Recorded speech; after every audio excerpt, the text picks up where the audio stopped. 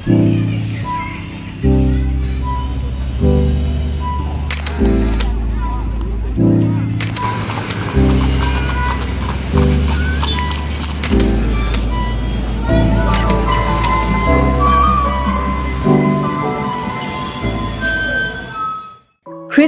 প্রস্তুতি শুরু হয়ে গিয়েছে গোটা কলকাতা জুড়ে। ভিড় দেখা যাচ্ছে চেনা জায়গাগুলিতে। রাস্তায় বিক্রি হচ্ছে সান্টা ক্লজের টুপি, ক্রিসমাস ট্রি, আরও নানান ধরনের রকমারি জিনিসের।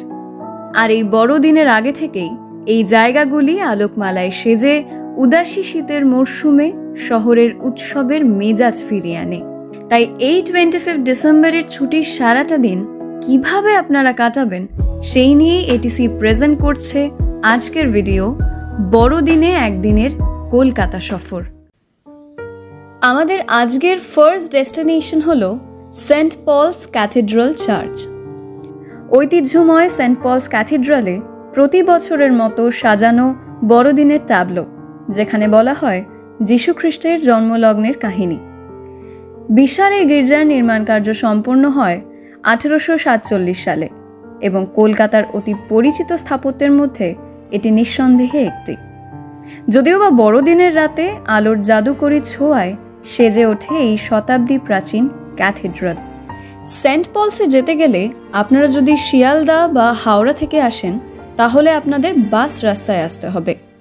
আর এছাড়া যদি আপনারা মেট্রো পথে আসেন তাহলে আপনাদের নিয়ারেস্ট মেট্রো স্টেশন পড়বে ময়দান মেট্রো স্টেশন। সেন্ট পলসের পাশেই রয়েছে বিড়লা প্ল্যানেটোরিয়াম বা এমপি বিড়লা তারামণ্ডল। সাঁচির বৌদ্ধ স্তূপের আদলে নির্মিত বিড়লা তারামণ্ডল হল কলকাতা শহরের একটি মহাকাশ চর্চা কেন্দ্র এবং প্ল্যানেটোরিয়াম জাদুঘর। এটি বিশ্বের দ্বিতীয় বৃহত্তম প্ল্যানেটোরিয়াম। এখানে প্রতিদিন দুপুর 12টা থেকে সন্ধে 7টা পর্যন্ত ইংরেজি, বাংলা এবং হিন্দি ভাষায় শো সঞ্চালিত হয়। চাইলে আপনারাও কিন্তু কিছুক্ষণের জন্য এই মহাজাগতিকের স্বাদ নিতে পারেন। এরপর আমরা যাব ভিক্টোরিয়া মেমোরিয়ালে। বড়দিন বা শীতের ছুটিতে ঘোরার অন্যতম জনপ্রিয় একটি জায়গা। ইংল্যান্ডের রানী ভিক্টোরিয়ার স্মৃতিতে নির্মিত হয়েছিল এই ভিক্টোরিয়া মেমোরিয়াল। শহরের কেন্দ্রস্থলে অবস্থিত এটি একটি ল্যান্ডমার্ক স্ট্রাকচার, যার চারিপাশে মূর্তিসহ একটি সুসংরক্ষিত সুন্দর বাগানও রয়েছে। রানী ভিক্টোরিয়াকে সম্মান জানাতেই 1906 থেকে 1921-এর মধ্যেই নির্মিত হয়েছিল এই ভিক্টোরিয়া মেমোরিয়ালটি। এটি রোজ খোলা থাকে সকাল 10টা থেকে সন্ধে 6টা পর্যন্ত। শুধুমাত্র সোমবার মিউজিয়ামটি বন্ধ থাকে। টিকিট প্রাইস হলো per person 20 rupees, only garden, এবং মিউজিয়ামে ঢুকতে হলে 30 টাকা পার পারসন।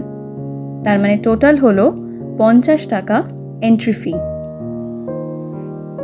এরপর আসি ময়দানে। কিন্তু তার আগে খাওয়া দাওয়া করার জন্য রাস্তার ধারে আপনারা প্রচুর ফুড স্টল পেয়ে যাবেন, বা আপনাদের সঙ্গে যদি খাবার থাকে তাহলে কিন্তু আপনারা গড়ের মাঠে বসেও আপনাদের খাওয়া দাওয়াটা উপভোগ করতে পারেন।